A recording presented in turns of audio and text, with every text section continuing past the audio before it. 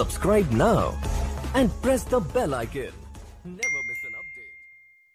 Team India క్రికెటర్లలో మాజీ captain ధోనీకి మించిన వాడు లేడు. అతనే సాటి.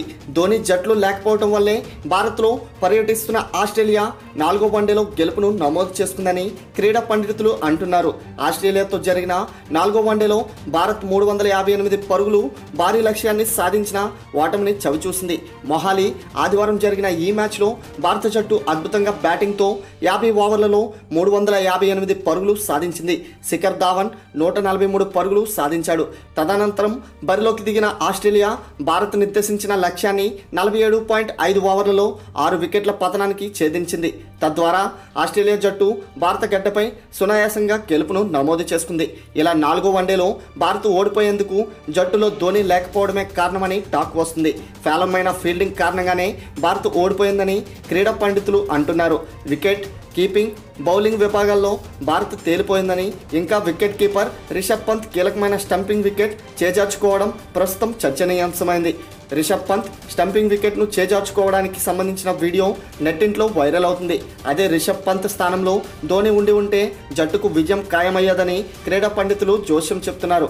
కాగా 4వ వన్డే భారత్ పరాజయంపై టీమిండియా మాజీ కెప్టెన్ మహేంద్ర సింగ్ ధోనీ స్పందించాడు. టీమిండియా ఓపెనర్లు రోహిత్ శర్మ, శిఖర్ ధావన్ ఈ మ్యాచ్లో అద్భుత ఇన్నింగ్స్ ఇచ్చారని, అయితే 3వ స్థానం కెప్టెన్ విరాట్ కోహ్లీ బ్యాటింగ్కు దిగకుండా కేఎల్ రాహుల్ను దించడం ప్రస్తుతం సరైంది కాదన్నాడు. భారత జట్టు క్లిష్ట పరిస్థితిలో ఉన్నప్పుడు కేఎల్ రాహుల్ను బరిలోకి దించి ఉండాల్సింది. శిఖర్ ధావన్, రోహిత్ బ్యాటింగ్ చేస్తున్నప్పుడు భారత రన్ రేట్ బాగా పెరిగిందని, అయితే కేఎల్ రాహుల్ దిగడంతో టీమిండియా రన్ రేట్ను అది దెబ్బతీసిందని, అదే సమయంలో విరాట్ కోహ్లీ 3వ స్థానంలో బ్యాటింగ్ చేసి ఉంటే భారత రన్ రేట్కు ఎలాంటి దెబ్బ ఉండేది కాదన్నాడు. అంతేకాకుండా కోహ్లీ దిగి ఉంటే భారత్ గెలుపును నమోదు చేసుకుని ఉండేదని ధోనీ అభిప్రాయపడ్డారు. ఇక బౌలింగ్ విభాగంలో 6 బౌలర్లు ఈ మ్యాచ్లో బంతులేసినప్పటికీ ఏ ఒక్కరూ ఆశించిన స్థాయిలో బౌలింగ్ చేయలేదన్నారు ధోనీ. కానీ విజయ్ శంకర్ మాత్రం 5 ఓవర్లకు బంతులేసి 29 పరుగులు మాత్రమే ఇచ్చాడని కొనియాడారు.